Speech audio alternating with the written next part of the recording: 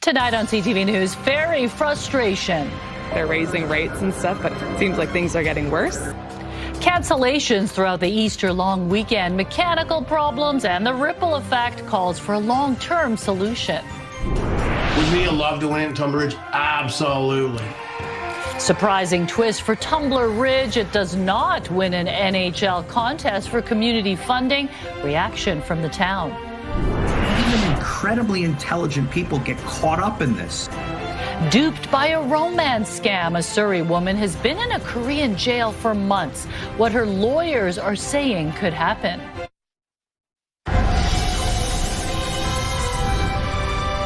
This is CTV News with Mi Jung Lee.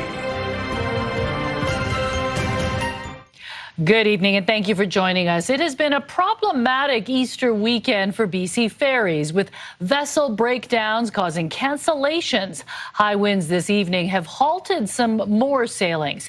It all adds up to long weekend travel chaos. CTV's Ben Milger is live in Tsawwassen for us tonight. Ben, let's start with the weather cancellations. Yeah, Mi Jung, we've got two new cancellations to share with you because of expected high winds later this evening. That is the 8 p.m. from Swartz Bay to my location here in Tsawwassen, and the return trip back to Swartz Bay at 10 p.m. We are also told by BC Ferries that tomorrow morning's 8 a.m. Swartz Bay departure and 10 a.m. return trip from here are also at risk. And I can tell you, Mi Jung, additional cancellations are not the way the beleaguered ferry service wanted to end a very hectic long weekend.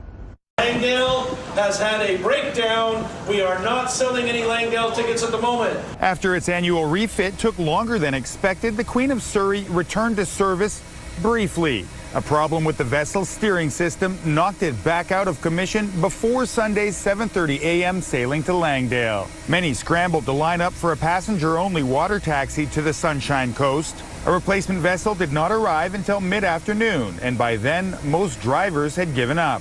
On a Sunday in the middle of a long weekend, it probably means people are going to have to sacrifice seeing their families on a really important time of the year. It has not been a good weekend for BC Ferries. In addition to the cancellations to the Sunshine Coast, sailings on some routes were limited by the unexpected absence of the Spirit of Vancouver Island due to a mechanical issue.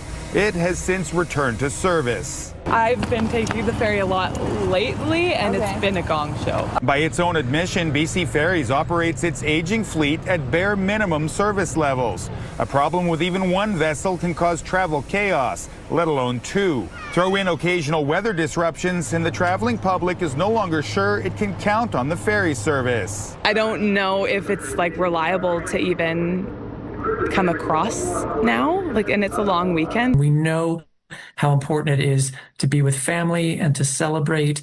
This is precious time, and so it's a really unfortunate circumstance for people, and we're very, very sorry for that. As it looks for ways to bolster the aging fleet, BC Ferries has also hinted that passengers may be asked to pay more for what many see as an unreliable service. I don't know what else can be done. It's like they're raising rates and stuff, but nothing. Seems like things are getting worse.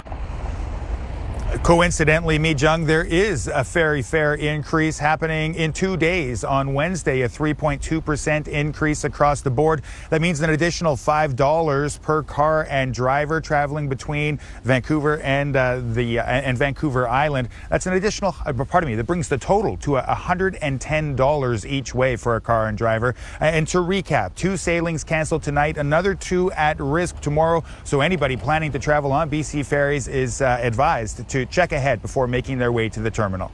Mi Jung? Thank you, Ben. Now to the political fallout from this weekend. The opposition says the NDP is to blame for the mess that ferry travelers are grappling with. CTV's Rob Buffum joins us live from the Swartz Bay Ferry Terminal for that part of our coverage. Rob, what did the Ferry Commissioner have to say about all of this? Well, Mi Jung, I spoke to the Ferry Commissioner earlier today, and we'll get back to that a little bit later on, but all these disruptions today have certainly caused a fair number of finger-pointing incidents and finger-pointing blame shifting as people try and make sense of this choppy BC ferry service. Rough sailing for BC Ferries this long weekend is raising renewed concerns about how the company operates. I think it should be a priority for the government because people rely on this for work and for medical. With multiple cancellations due to a broken vessel, many think more funding for more replacement ships is needed. BC Ferries isn't a Crown corporation, but does get plenty of funding from the province. When are we going to see some accountability from the Minister of Transport, Mike Farnworth? I'd like to see him address this. Just a couple days ago, he said this is a safe, reliable way of means of travel. The Transportation Minister emphasized Monday $500 million in provincial funding over 4 years to keep fares low. There's a lot of money already going to the ferries. There are brand new ships that are currently being built. They're going to make a huge improvement to the operation of ferries. But the opposition is accusing the NDP of patronage appointments, pointing to BC Ferries board chair, former NDP minister Joy McPhail. It's a mismanagement issue with this board. You have a bunch of friends on there, NDP appointees, previous ministers under the NDP government. BC Ferries says its fleet is aging and points out it asked for 5 new vessels. However, the ferry commissioner only approved 4. We have almost no capacity, reserve capacity inside of our fleet for circumstances like the one we're experiencing over Easter weekend when one ship goes down for a particular issue. But there seems to be plenty of blame to go around. BC Ferries says the Easter long weekend is its 4th busiest one of the year. The Ferry Workers Union says in light of that, better planning by the company for retrofitting and fixing old ships should have happened. There's a bit of a shift, I think, that needs to be done while BC Ferries is operating with vessels that need more maintenance than they may have in the past, is that planning that out. All 4 of the new vessels are being built in China. The first of them won't be ready to lighten the load until 2029.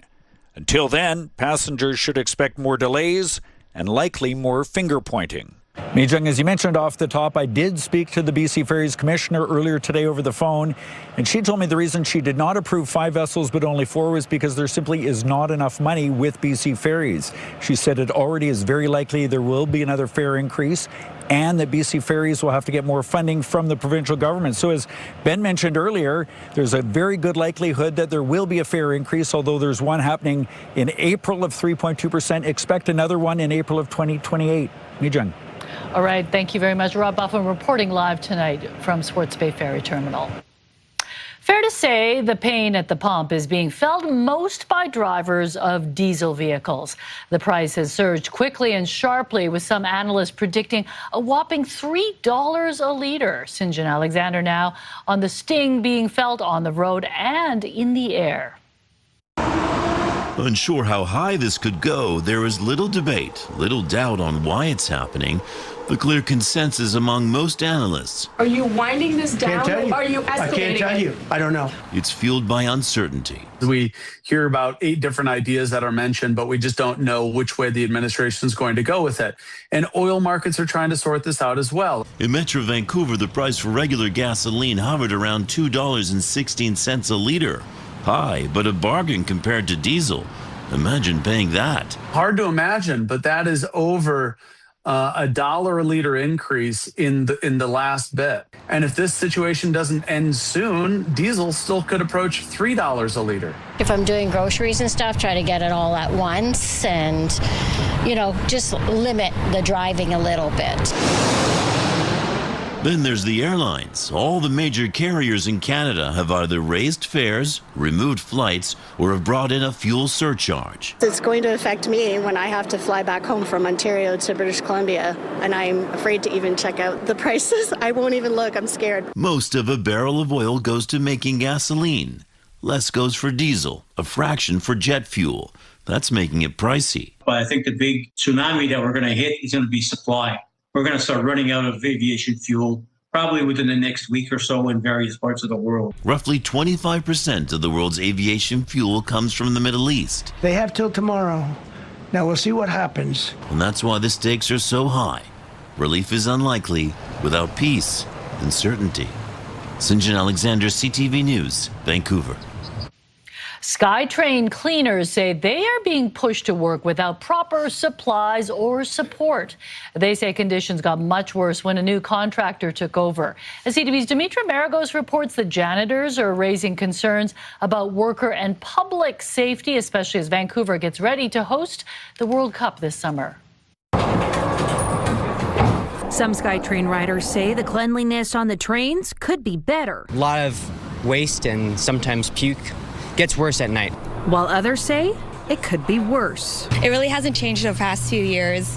You see litter here and there, but not too much. But those who have a front row seat to cleaning the mess are sounding the alarm. We're not doing this. This is unhealthy for all of us here. Lena McVitie, who cleans the trains and stations, says she and other janitorial staff weren't given the proper tools initially after the Dextera group took over the contract in February. Horrible. We didn't even have brooms. We didn't have rags. We didn't have anything. We were using water there for the longest time. And I don't know how they were doing it. Jay Spiro is an employment lawyer and spoke to us about employment law broadly. Workers shouldn't be set up to take risks or to fail when it comes to safety. The union says since Dextera took over, 25 people have been laid off. They said no one's going to be laid off. Everybody's going to keep their job. The union adding it has filed 18 grievances, which it says is highly abnormal. Skytrain cleaners staged a rally in late March to voice their concerns. We're not going to stop. We're not going to stop. We're all fighters around here, especially me. With the FIFA World Cup around the corner, there's set to be an influx of riders. McVitie says she's not only concerned for her colleagues' health and safety, but also for the public's. Well, we're all going to have to do our part, to help out with this FIFA, because they're not prepared. In a statement to CTV News, Dextera says in part, safety is a non-negotiable, and our teams are trained properly, equipped, and supported by established protocols. Adding, formal grievances are proceeding through the appropriate and agreed upon forum, resolving matters of this nature. Employees say they haven't had much luck with TransLink. Our union has. They've spoken to TransLink, and they still don't want to talk to any of us as workers. TransLink says it's in constant communication with Dextera, adding, quote, having no evidence they are using improper cleaning procedures or protocols at this time. Any allegations related to cleaning practices will be reviewed thoroughly. McVitie says her plan is to keep going. We'll fight to the end until something happens. Dimitra Maragos, CTV News, Vancouver. Tumbler Ridge may have fallen short of the top prize in the Kraft Hockeyville contest, but the northern BC community is still coming out ahead. The story in just a moment, but first let's take a look outside. It's 6:12, a lovely shot from our camera on Grouse Mountain, and there was plenty of sunshine. I could not believe how warm it was today. And it's going to get even warmer as we head into the next few days, but first we just have to get through some blustery conditions through the overnight tonight. We do have a special weather statement in place for the Southern Gulf Islands as well as Metro Vancouver. Into tomorrow morning, we'll see winds from the west at 40 kilometers an hour, gusting to 70. So it'll be a windy overnight into tomorrow morning. It'll blow all the clouds away. We'll see mostly sunny skies and 11 degrees tomorrow afternoon. CTV Weather brought to you by Expedia Cruises. Make the most of your next trip by booking with those who've been there. Visit expediacruises.ca. And another warm-up is on the way with temperatures in the high teens. I've got those details with your full forecast coming up. So we just have this little brief windy spell overnight. Exactly. Dan. All right, thanks, Dan. There is disappointment in Tumbler Ridge as the small BC community grieving a deadly school shooting has been edged out by Taber, Alberta in the Kraft Hockeyville contest.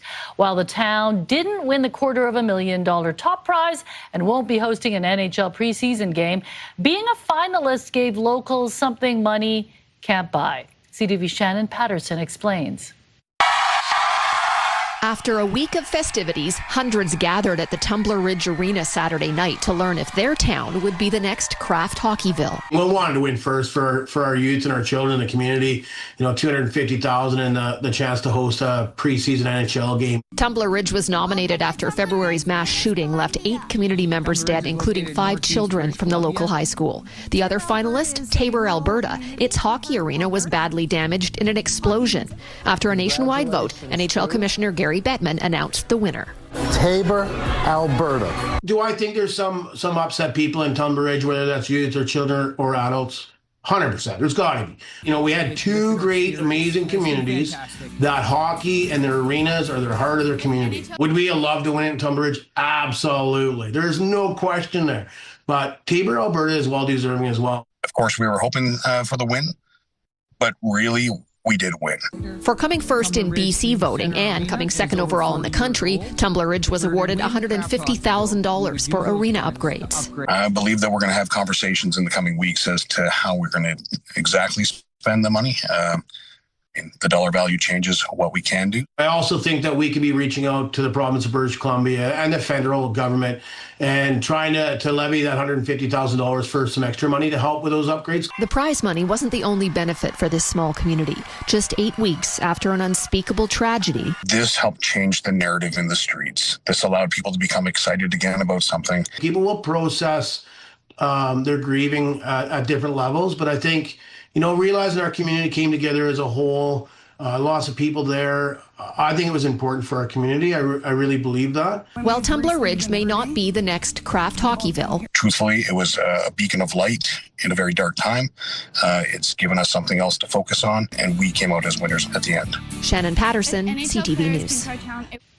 A history-making day. The Artemis crew traveled further into space than any humans have before. Also ahead. She is in prison, and it's not a pleasant place to be anywhere.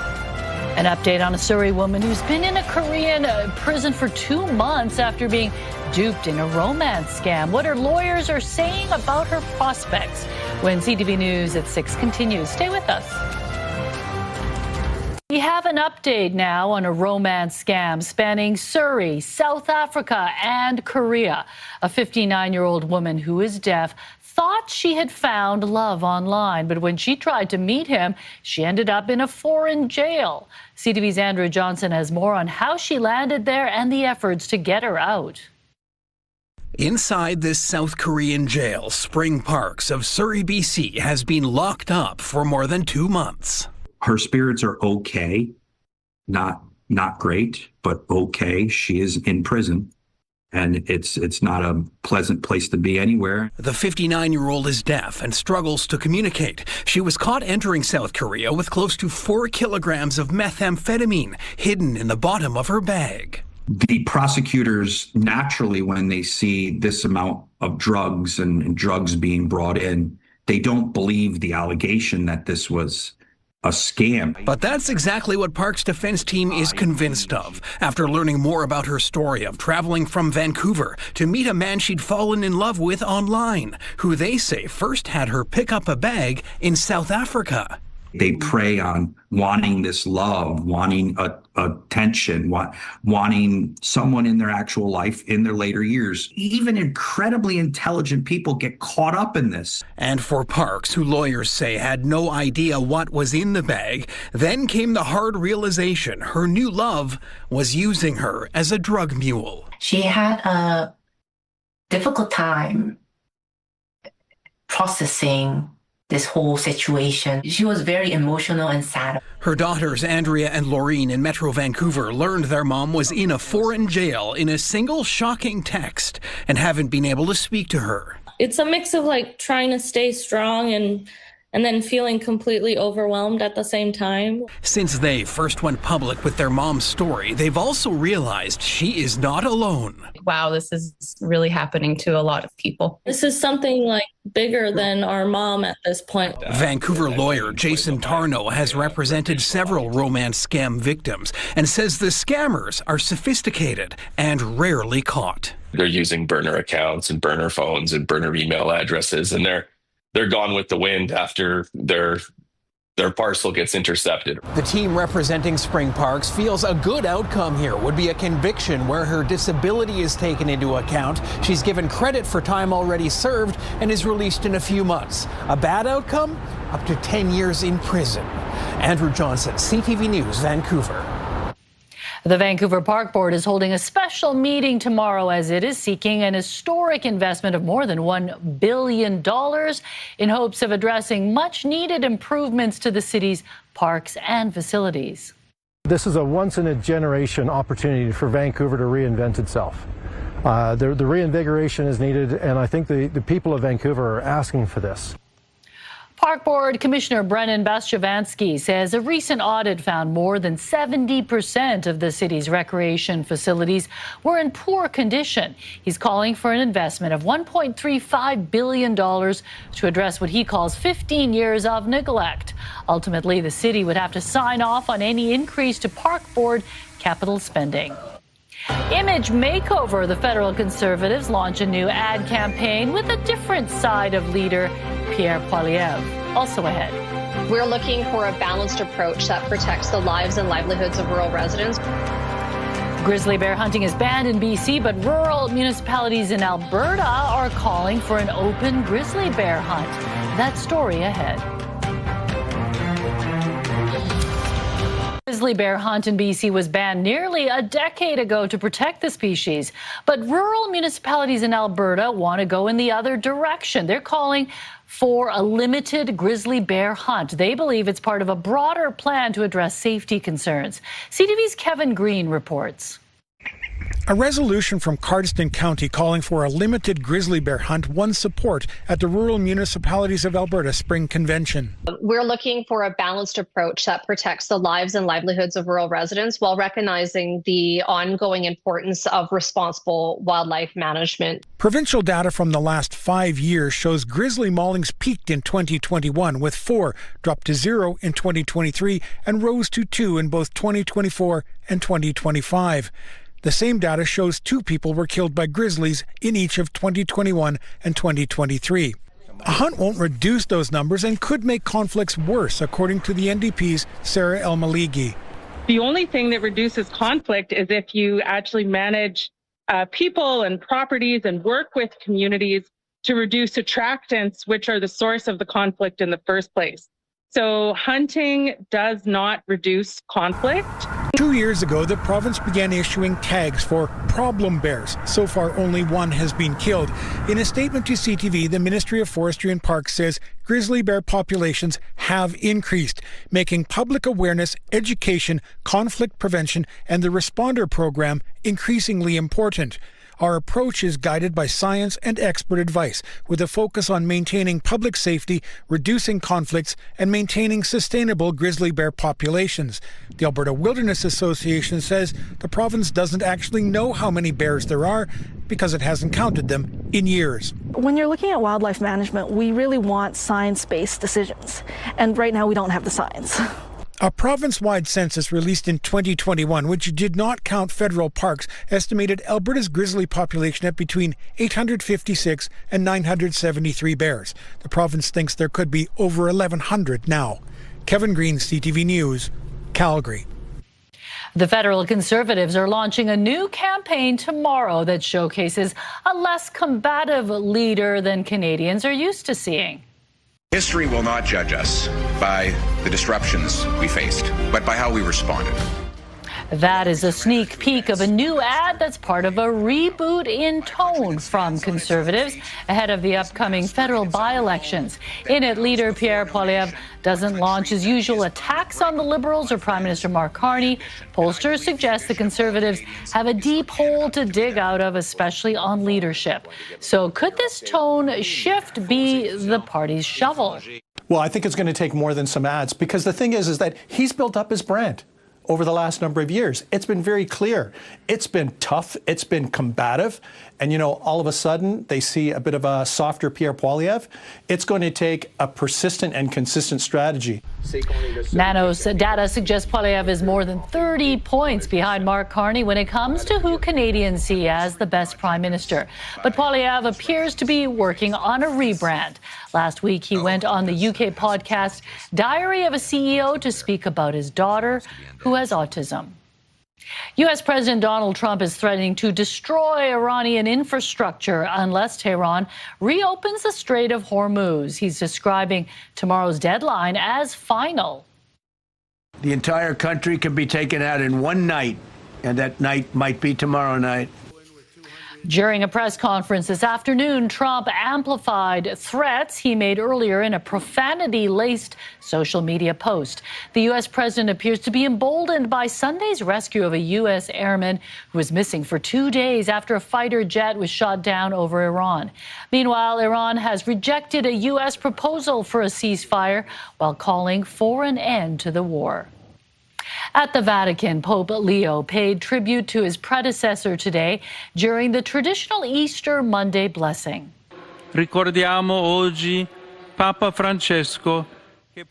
In his speech, the pontiff referred to Pope Francis's profound witness of faith and love. He passed away last year on Easter Monday following a long illness. U.S. immigration responds to concerns about ICE agents working in Vancouver during FIFA World Cup.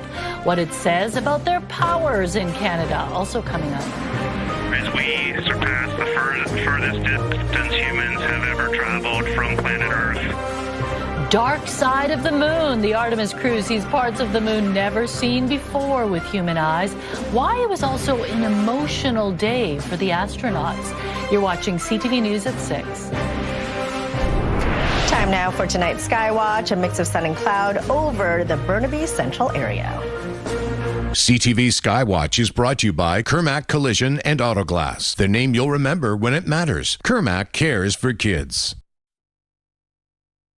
Terrifying video shows the moment a fiery motorcycle crash takes place right in front of a group of kids. You can see the rider sliding behind the bike as it hits the curb and explodes into flames. The rider's suit catches fire and he runs toward a nearby park and rolls in the grass. Remarkably, he was able to walk away with just minor injuries and the kids were not hurt. A major milestone reached by the Artemis 2 mission crew. An historic day with the crew surpassing the record for furthest human travel from Earth. The 4 astronauts, including Canadian Jeremy Hansen, laying their own eyes on the far side of the moon for the first time ever. CTV's Heather Butts reports.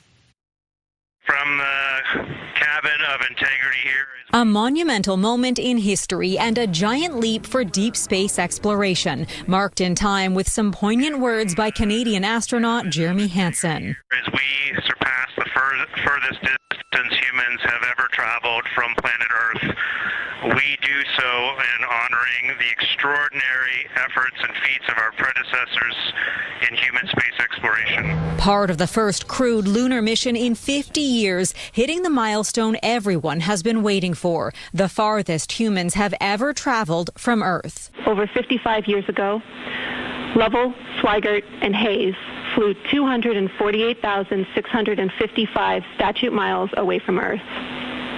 Today, for all humanity, you're pushing beyond that frontier. 4 astronauts on board the Orion space capsule, breaking the record set in 1970 by the crew of Apollo 13. Now getting a look at parts of the moon never seen before by human eyes.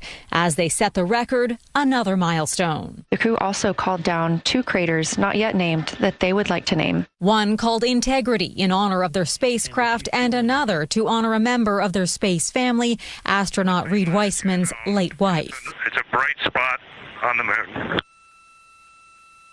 And we would like to call it Carol. And you spell that C-A-R-R-O-L-L. The team embracing each other, an emotional moment in space. Integrity and Carol Crater, loud and clear. Thank you. Their lunar flyby is expected to last several hours. The wife of Canadian astronaut Jeremy Hansen sharing her perspective with me on CTV National News this weekend. Why do you think it's important for Canadians to pay attention to this? I really hope Canadians can see themselves in this mission. So this is the very best of human innovation and human imagination. And Canadians have earned their place alongside other international partners and, of course, Americans to be on this mission. One this crew hopes is just the beginning. They choose this moment to challenge this generation and the next to make sure this record is not long-lived. Heather Butts, CTV News, Toronto. Incredible that they can spot these craters that no one has ever really identified before. Yeah, it's amazing what they are seeing out there that nobody has seen before. So it's going to be great when they come back to tell us everything. Yeah, and definitely inspiring a lot of young people to think about space like never before. Yeah, definitely. Absolutely amazing. All right, let's take a look at our forecast. We saw a calm start to the work week. Mostly cloudy skies out there, clearing up. We do have a frontal system moving its way in, and that is bringing in some strong winds. So through the overnight tonight into tomorrow morning, the Southern Gulf Islands and parts of Metro Vancouver, we will see winds from the west at 40 kilometers an hour, gusting to 70. So it will be blustery, but it'll clear all the clouds away. As you can see on our storm tracker, we're seeing a mix of sun and cloud into tomorrow morning for your morning commute. Might then come tomorrow afternoon, mostly sunny skies, not a cloud in the sky as we head into tomorrow night. So here's how everything will play out by 9 o'clock tonight. A few clouds. By midnight, we will see those winds gusting to 70 kilometers an hour. Mostly sunny skies for your morning commute around 8, and we'll see blue skies and sunshine from noon right down to 6 o'clock with a high of 11 degrees. For the central coast, you're looking at mostly sunny skies as well for Bella Coola, your provincial forecast at the bottom of your screen. Mix of sun and cloud for Port Hardy tomorrow with a high of 9. Lots of sunshine. 13 degrees for Campbell River and Comox. For the South Island, we're looking at blue skies and sunshine as well. From Tofino right down to Victoria, temperatures between 12 and 15 degrees. Sunny skies for the Sunshine Coast with a high of 12. Warmer up the Sea to Sky Highway for Squamish at 13. Whistler, you'll see mostly sunny skies, a touch cooler at 11. And for us across the Lower Mainland, blue skies and sunshine, warm temperatures as well. Temperatures between 11 and 13 degrees, and it gets even warmer. So on Wednesday, sunny skies and 13, 15 degrees on Thursday. On Friday, we'll see a high of 17 degrees. Seasonal averages around 12. And then it all changes on Saturday. We'll start off dry with mostly cloudy skies. Rain returns in the afternoon with a high of 13. It continues into Sunday morning before it eases off. And then on Monday, it'll be unsettled. We'll see a few showers to start off the day, drying up through the afternoon with some sunny breaks and a high of 11. CTV weather brought to you by Expedia Cruises for air, land, and sea vacations. So the work week is looking nice and bright and warm. Quite the warm-up. Need to rethink the wardrobe, right? Yes, Transition to spring/summer gear. But then you have to keep your umbrellas handy as we head into the weekend. Yes, keep it all available. Exactly. All right, thanks a lot, welcome.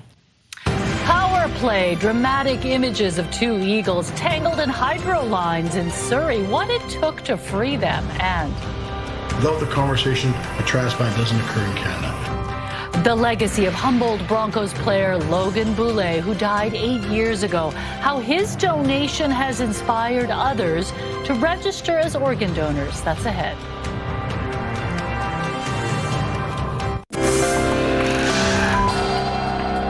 Taking a look at today's markets, the Canadian dollar traded for 71 cents to the American dollar. Oil up 87 cents, closing the day at $112.41. Gold gained $5 on the day. The TSX and the Dow Jones both ended the day higher, up 73 points and 165 points, respectively. A U.S. judge has thrown out a proposed class action lawsuit against the makers of popular Stanley brand tumblers, accusing the company of hiding information that the water bottles contained lead. The colorful tumblers became popular thanks to social media, and litigation began after reports of possible lead contamination went viral in 2024. The manufacturer has acknowledged a small quantity of lead is used, but is not accessible to consumers. In dismissing the proposed action, the judge said a specific and plausible risk of harm was not demonstrated. Some potential good news for TV and movie watchers. The Writers Guild of America and the Alliance of Motion Picture and Television Producers have announced a tentative agreement. The negotiating committee unanimously approved the 4-year agreement, but the union membership still needs to vote on it. The last strike by the Writers Guild was back in 2023 and lasted 248 days, seriously impacting production schedules for months. Today marks the 8th anniversary of the tragic Humboldt Broncos crash, which claimed the lives of 10 young hockey players and 6 others. But the legacy of player Logan Boulet lives on through Green Shirt Day, which is tomorrow, a day to raise awareness about organ donation. CTV's Pauline Chan has the story.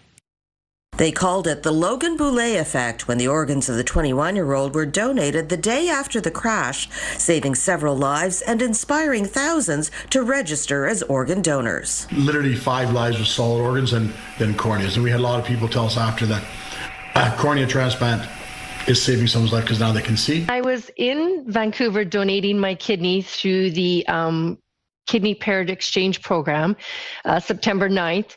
I was in the waiting room and doing different things and sitting there going, wow, oh, there's this Green Shirt Day contest coming up. Last year, Candace Cernowski's relative was in dire need of a kidney, but she wasn't a match for him. So she gave her left kidney as part of a chain of transplant donations, ensuring her cousin would get a kidney that did match. They have a very poor quality of life. So it was really stuffed to see him as a young 30-year-old in his mid-30s man not being able to work and function, take care of himself. It took her several weeks to return to work, but she says the benefits for the recipient are immediate. And this year, her design was chosen as the logo for Green Shirt Day. The big puck, and then the lines here are supposed to show it sort of flying the puck. The hockey sticks, the number 27 is Logan Boulet's number. Logan's dad, Toby Boulet, says this year's theme is one decision can create a lasting ripple effect. And while he would love to see everyone wear a green shirt on April 7th, he says the most important thing is for families to talk about organ donation. It's about the conversation. Without the conversation, a transplant doesn't occur in Canada. The family has to agree to it, even in the provinces of Nova Scotia and New Brunswick, where they're presumed consent. If the family says no, it's a no. So you have to have the conversation. Across Canada, more than 4,000 people are waiting for organ transplants, about 70% for kidneys. Pauline Chan, CTV News. Dangling in danger, how 2 bald eagles were freed after getting tangled in power lines in Surrey. Plus, turning negatives into positives. Adam gets a behind-the-scenes snapshot of a Langley photographer coming up on the Sawatsky sign-off.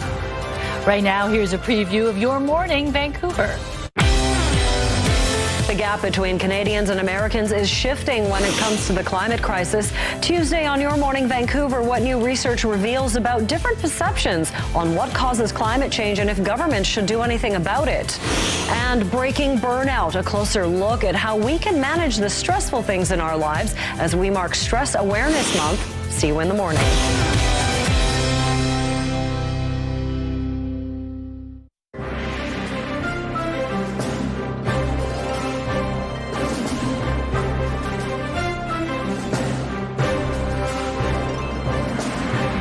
Ahead of the World Cup, U.S. Immigration and Customs Enforcement has provided some clarity on what role its ICE agents will play in Canada. An ICE spokesperson says its agents do not carry firearms, make arrests, or execute search warrants in Canada. However, they can work along with Canadian authorities on investigations. Earlier this year, Vancouver debated and Toronto City Council passed a motion opposing ICE agents at World Cup games. Canada's Public Safety Minister says the American agency has no authority or jurisdiction on Canadian soil. The Professional Women's Hockey League has set another attendance record, this time doing it at one of the world's most iconic arenas. Here we go, Carpenter. In she comes, her second attempt, the torrent. Here, stopped by Osborne. It's a win for New York.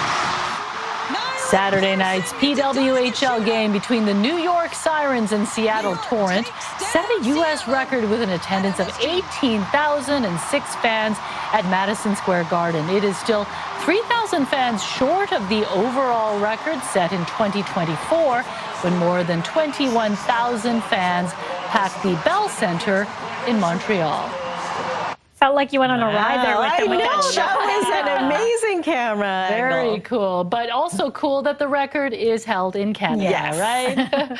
Okay, an incredible rescue to show you now after a pair of eagles became trapped in power lines in Surrey. Video shows a firefighter and 2 wildlife volunteers using a ladder truck to reach 2 bald eagles hanging upside down from power lines. The birds had locked talons while sparring during nesting season, prompting a joint rescue by Surrey firefighters, BC Hydro crews, and the Orphaned Wildlife Rehabilitation Society. The eagles were not seriously hurt and took flight as soon as they were freed. Wow. Whoa, they're probably happy not to be hanging upside down. I guess they got caught up in the fight. They didn't see where they were going. Hopefully they're friends now. Okay, have you ever heard of a bird suffering from a cold? No. Okay, well, this raven would certainly have you believing he got a case of the sniffles. Yes, that loud sneezing sound is actually coming from the raven. Huxley isn't actually sneezing, though, just mimicking the sound from one of the people working at Good Cause Crow Rescue Society in Prince George. Not only does Huxley make sneezing noises, but he can also say his own name. So smart. They are incredible. So smart. Move over, parrots. Yeah, okay. exactly. I was going to say, he's going to be putting in food orders next. Yeah, ravens are very smart and wily, just right? like crows. But they've never been domesticated. Probably for a good reason. They're too smart for that. Okay, just before we get to the Sawatsky sign-off, Lauren's here with a look ahead to your late news. Lauren? Well, Mijung, we will be continuing to track the BC Ferries situation as people try to get home from their long weekend travels. And how cute are these guys? 2 tiny baby bear cubs have been given a second shot at life. The BC organization that helped save them and what's next on their rehabilitation road to recovery. Oh, how adorable. They'll get big soon, though, won't they? Very soon. Okay, finally, if a picture is worth 1,000 words, one man in Langley is behind a lifetime's worth of stories. On tonight's Encore Sawatsky sign-off. Before he grew up taking photos on film, Jim Salos says he was a teenager struggling to fit in. I was your typical science geek. And it was a predominantly sporty school, causing young Jim to feel lonely until a supportive teacher suggested photography, which proved empowering. People that shunned me in the hallways are going, wow, saw your picture on the front page of the school newspaper. Amazing job. But instead of pursuing it professionally, Jim embarked on a career in emergency medicine. I was interested in the excitement of it. When he wasn't hanging from helicopter stretchers, he was helping to save lives in the OR. Well, the most satisfying part is when you've really made a difference.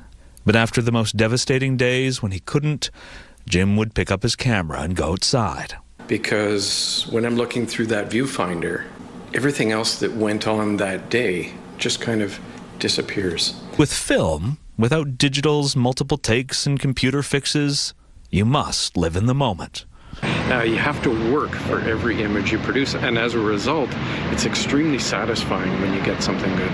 Leaving Jim extremely grateful that this practice seems to have saved him from suffering the symptoms of PTSD that have proved debilitating for too many of his former colleagues. Been a lifeline. And now that he's retired from fixing people in peril, Jim's preserving people's pasts. I'd love to know who they are and get these photos back to the family. After finding discarded rolls of old film in thrift shops, Jim develops the negatives at home and then searches for the people in the print. Eventually we made contact with the granddaughter of the little baby here. And in a time when digital photos can be quickly used to fabricate or conceal, Jim is taking time to fix vintage film cameras and teach people how to use them, inspiring inclusion, healing, and ultimately connection. Adam Sawatsky, CTV News, Langley. There is something satisfying with, that sound of the non-digital cameras. Did you guys have regular cameras? Why did you? Yep. Yeah. We're pretty old there, Mijung. We didn't grow up with digital cameras. Yeah, it's true. You do have to really think about it. And it's not going to be, doctored by AI. Yeah, exactly. And it seems like everything's coming around full circle because the younger generation, I know my nieces and nephews, they want the film cameras again rather than the digital point and shoot. Yeah, and the old video cameras. Everything. I wish I'd kept my old film camera. And even cassette tapes. No, just go with technology. Don't go that route. Not all. All right, let's take a look at our scenic snapshot for tonight. A fabulous photo of Falls Creek under sunny skies. Thanks, Zdenka, for sending this gorgeous photo in. And we want to see your scenic snapshot as well. So email us at scenicsnapshot@ctv.ca. Beautiful shot from this weekend. It was a great Easter long weekend for everybody. Yeah, absolutely. Okay, Lauren's back tonight at 11:30. Thanks for sharing part of your evening with us.